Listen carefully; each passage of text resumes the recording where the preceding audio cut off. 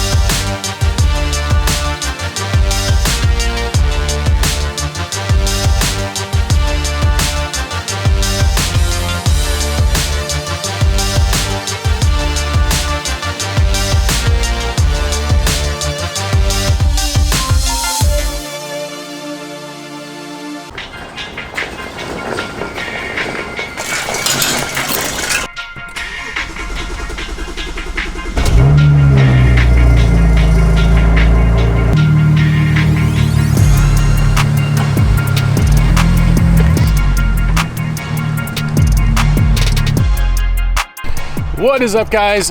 My name is Evan. Welcome back to the throtl YouTube channel. Today's an awesome day. As you guys have seen Ricky and Mickey over the past week or two transforming the interior and partially the exterior on this car. Obviously it's a little bit rough. Obviously the car is going to paint, but man, the interior is really shaping up on this car. Now, today's video is going to be interesting, I think, to say the least. Today we're heading up to my buddy's shop, SD Garage, and we're going to be doing a walnut blast. Now, if you're not too familiar with the N54s, there's a lot of problems that need to be addressed, or issues that need to be addressed on the higher mileage N54s, like the high pressure fuel pump, the coil packs, the spark plugs, all those kind of maintenance items, but all need to be done before we actually modify the engine of this car. So we have a ton planned. We actually have a ton of parts already here for this car, but we don't want to install any of those until we know it's running in tip-top shape. So let's go ahead and run the footage of Mickey and Ricky doing all the maintenance items, and then we'll run up to SD Garage and see how the walnut blast goes.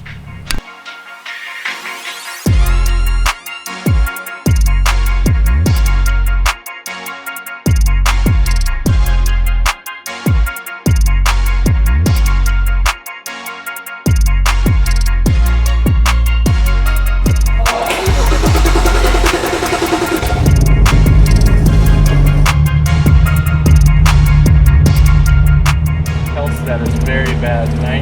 19 issues found. Alright guys, well, as you can see, I've plugged in our Carly, which is reading all of the diagnosis on our 2007 BMW. As you can see here, we have a very bad diagnosis. We've got a lot of faults and issues. As you can see on the dashboard, it looks like a Christmas tree in here. So we're going to use the Carly app on my iPhone paired with the OBD device that's sending the information to my phone to try to allow us to fix some of these faults. Now that we know what's going on, I can thumb through here and figure out what is not functioning properly, and then Ricky and I can fix it by buying new sensors or making the repairs, whatever it's going to take. But this Carly app is really cool because it's actually showing me what's going on with the engine. We have boost pressure control shutdown, so we need to fix that. And it's going to give us information on how we can actually fix that, where to start, and how to go about the process of repairing it. And it's going to go through every one of the faults that it finds and tell us those things, which is really cool. If you're not a certified mechanic or whatever, this will help you where to begin checking for things that could be of a fault. Once we replace all the sensors and things that are potentially bad, which looks like we have a couple, we'll then be able to use the Carly app to go back and reset these service lights, which will allow our dash to not look so bright and so crazy, because it's kind of embarrassing in my opinion when you drive around with those lights on, because it looks like you don't care about your car. So shout out to Carly for this awesome program. We've never really used this before, and I'm excited to actually go through and figure out how to get this thing running 100%. So we're gonna go ahead and get started, and then I'll probably shoot off and pick up sensors so that Ricky can get to switching those out. Alright guys, so now that we just got done using the Carly device on the BMW, we know that the boost sensor or map sensor, whatever you want to call it, needs to be replaced. And we also know that the crankshaft sensor also needs to be replaced. Hopefully, after we replace those two sensors, we'll be able to delete a lot of those lights that are on the dash of the car.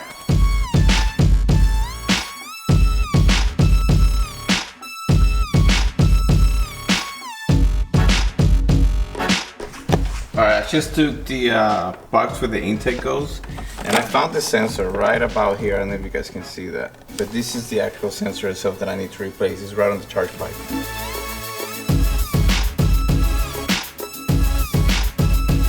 I'm looking at these two sensors. This one says it's made out of Germany and it's brand Video, and this one is also from Spain actually, and it's brand Hella. They look exactly the same. I don't know which one is the OEM one or not, but we're gonna put a new one in.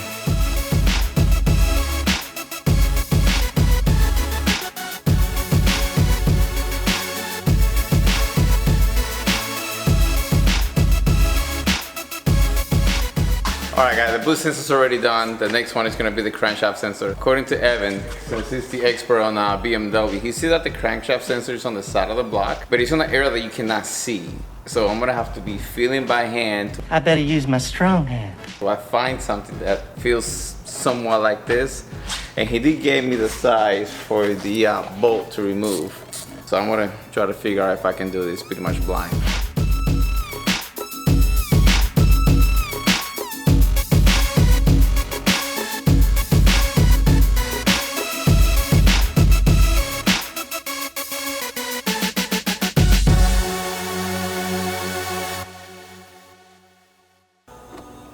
I think I got the socket in.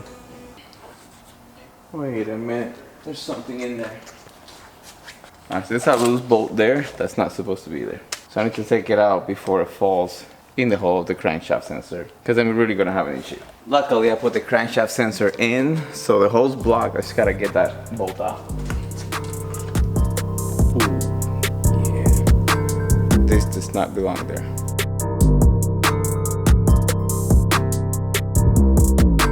Alright, so after another 20-25 minutes of me messing with this sensor, I finally got the new one in. Now all I gotta do is put the brackets and some braces that I took off so I can make some space so I can get in there. I'll put that back together, I'll bring the car down, and I'll finish putting the engine bay together, like the cabin filter, the air filter, the covers, the plastic bits and pieces, strut bar, everything else that I took out will be put back together after this.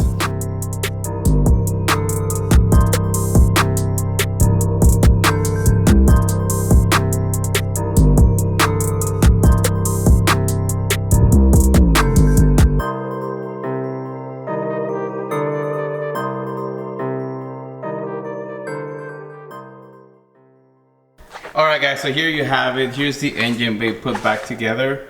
And I don't know if you remember what this thing looked like before when he first got the car. But it did not look this clean at all. So, full tune-up done, sensors replaced, filters replaced. We do have a friend, Quinn, that's gonna be coming down and he's gonna give us a hand with the BMW, because after we did the spark plugs on it, I don't know, the car's running kind of funny. I mean, it ran funny before.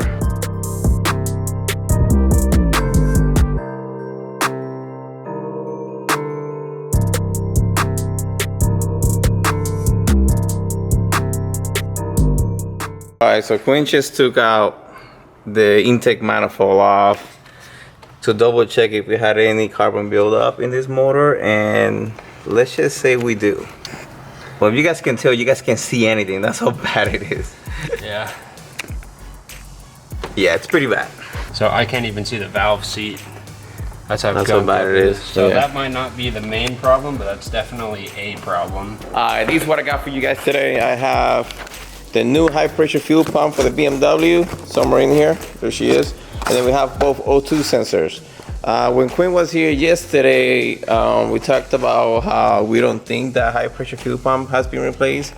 He said they can have an average of 60,000 miles or a little bit above that. This car currently has almost 120.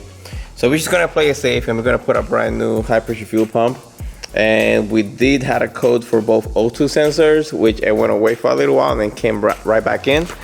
So just to play it safe again, we're gonna replace both O2 sensors. So that's what I'm gonna be doing next.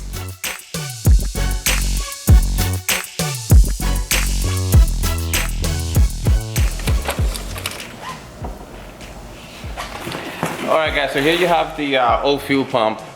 And as you guys can see, it's pretty disgusting. So what I'm gonna take the new one out of the box, and I'm gonna make sure that nothing needs to be switched over to the new one. Like, I believe this part right here needs to be transferred over to the new pump, so we'll see when we get there. All right, so as I'm looking at it, it looks like this one is a complete pump. Has everything that it needs in there. It even has the O-ring pre-installed. Same plug, that's it. So it's literally a plug and play.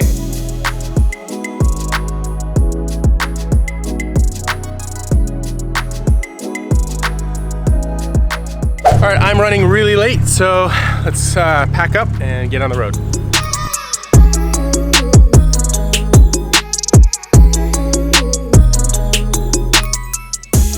Well, we actually made it over to SD Garage. Surprisingly, the car did a little bit better than expected. I will say, starting with the good, the interior is really nice. The sound system is really good. The clutch feels okay, the brakes feel okay. It's definitely bogging down quite a bit. I really wasn't able to give it any throttle at all because it was falling on its face, so something is wrong. I don't know if it's because it's kind of in the limp mode. I believe that's kind of what it feels like. So we're here today to figure that out, and I hope we can get to the bottom of it today, and I hope it's not gonna be too expensive. So here we go.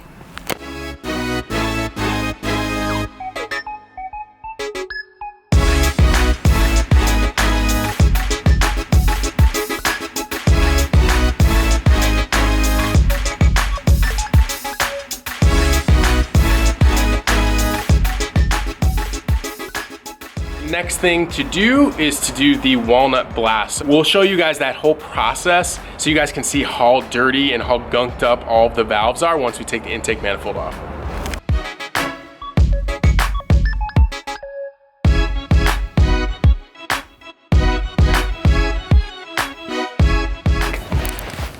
Oh my God.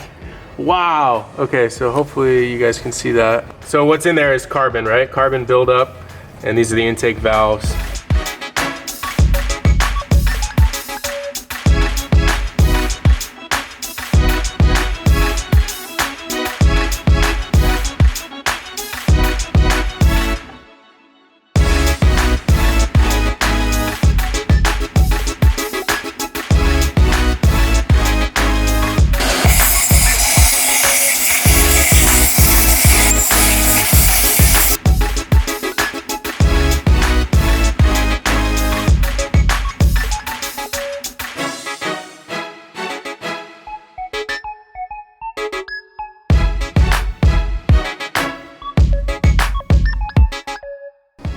So on the left here, you can see the valves that are not cleaned, and then on the right side is the valves that are cleaned. Wow, what a tremendous difference.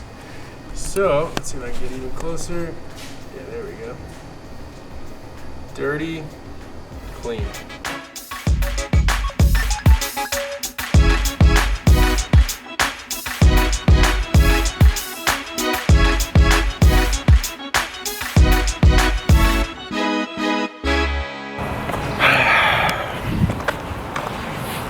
Okay, so I've got some good news, I've got some bad news.